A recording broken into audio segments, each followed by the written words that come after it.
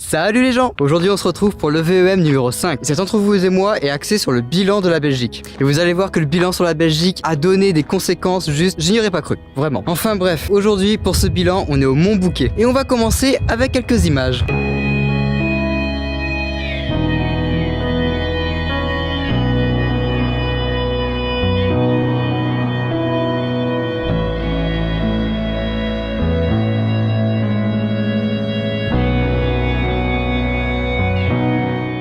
Pour ce qui est du bilan de la Belgique, j'avoue qu'au début j'ai un petit peu appréhendé. Je me suis dit bon, la Belgique ça doit être un petit peu le nord de la France mais version sur tout un pays quoi. Et en fait pas vraiment, je peux pas dire pas du tout parce qu'on ressent vraiment le nord de la France, mais c'est pas que ça. Vu que c'est axé sur tout un pays, en fait, on se rend vite compte qu'il y a plein de nuances en fait, d'une ville à une autre. Par exemple, Liège, c'est vraiment la ville économique de la Belgique, quoi. C'est la ville avec les tours, avec des grandes enseignes, avec des grandes entreprises. C'est un petit peu la capitale économique de la Belgique. Et à contrario, vous avez Bruges, par exemple. Bruges, qui est totalement une ville plus, c'est même pas une ville en fait. Pour moi, c'est une cité médiévale. Quand on rentre dans Bruges, on a vraiment l'impression d'être un petit peu pas dans la même époque, pas comment vous dire ça, mais c'est vraiment différent, c'est vraiment pour moi une cité médiévale. Et s'il y a encore une troisième ville qui déteint, sans citer la capitale bien sûr, parce que la capitale reste la capitale, elle restera unique, et d'ailleurs c'est très joli Bruxelles, mais comme troisième ville je mettrais Anvers. Et oui, le S ne se prononce pas, j'étais totalement stupide, je sais pas pourquoi j'ai douté là-dessus, le S de Anvers ne se dit pas, bien sûr. Et je cite Anvers parce que justement c'est plutôt une ville qui est très moderne, vraiment. C'est déjà quand tu regardes ne serait-ce que les feux tricolores de la ville, il y a un timer pour savoir quand ça va passer au vert, pour les piétons. Il y a plein de trucs, c'est très moderne. Et d'ailleurs, ça m'a un petit peu coûté cher parce que la ville d'Anvers est interdite aux véhicules polluants. Et comme mon véhicule est un diesel, en rentrant en France, petite amende de 150 €. Pour ce qui est du reste de la Belgique, des autres villes, je les ai aussi énormément appréciées, genre Namur et Mons.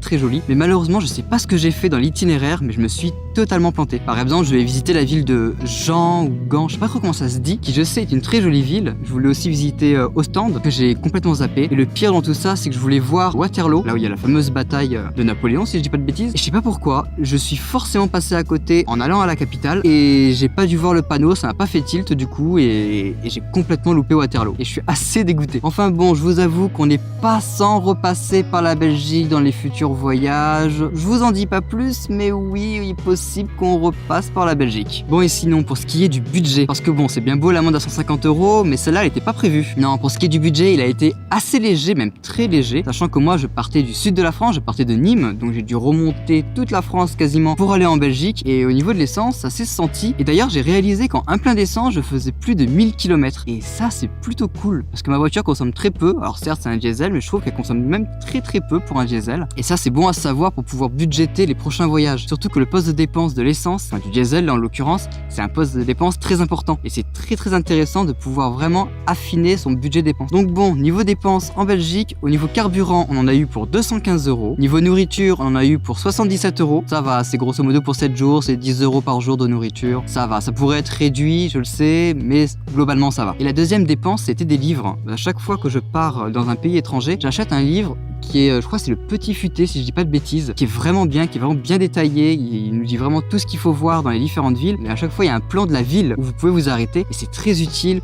Parce qu'au moins déjà on se perd pas dans la ville, et de deux, moi je marque toujours où est-ce que je suis garé, et du coup c'est plutôt pratique pour retrouver son véhicule. Parce que oui, je crois que je vous l'ai déjà dit en vidéo, mais ça m'est arrivé 2-3 fois où j'ai perdu mon véhicule. Et niveau stress, on est pas mal. Du coup le budget global pour 7 jours en Belgique, ça a été de 326 €. Donc oui, comme je vous disais, c'est plutôt honnête. Comme vous le savez, si vous avez suivi les différentes vidéos sur la Belgique, j'ai eu un petit problème technique dû à ma caméra. En fait, comme il faisait très froid, et je pense que ça vient vraiment du froid, la batterie de mes caméras se décharger toute seule, alors qu'elles étaient quasiment pleines ou à 3/4 pleines quoi. Je pense que c'était dû au vieillissement de ma caméra qui du coup a un petit peu de froid et tout, et c'était foutu. Et du coup j'ai dû acheter un nouveau matériel, mais ça viendra dans la partie 2 de cette vidéo.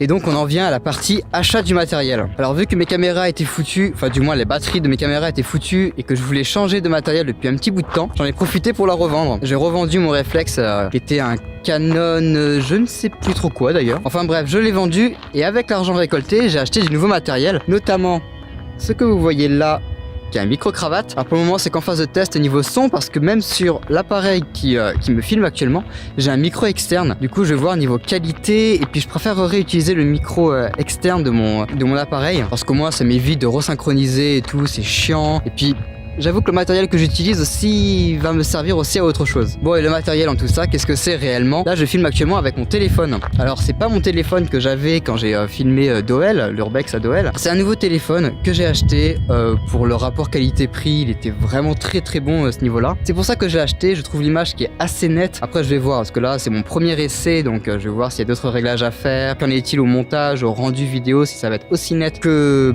je l'espère. Deuxième chose que j'ai acheté en plus de l'appareil photo, c'est un stabilisateur. Là, vous avez vite vous en rendre compte.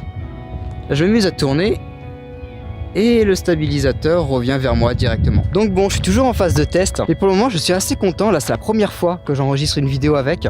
D'ailleurs, ça fait très longtemps que je n'ai pas fait de vidéo pour tout vous dire, même si pour vous, il y a une certaine continuité. Mais j'avoue que je suis assez content du matériel. Je peux prendre de très très loin. D'autant plus que l'appareil photo, il fait un format un petit peu grand écran. Donc voilà, pour ce qui est du matériel, réellement, le téléphone, c'est un LG G6. Le stabilisateur, c'est le Osmo Mobile 2. Enfin, Osmo Mobile 2. Je sais pas pourquoi je le dis en anglais, même si c'est le terme en anglais en vrai qu'on devrait dire. Et oui, aussi l'achat du téléphone et du stabilisateur, c'est aussi pour un autre projet dont je vous parlerai plus tard. Vous verrez bien.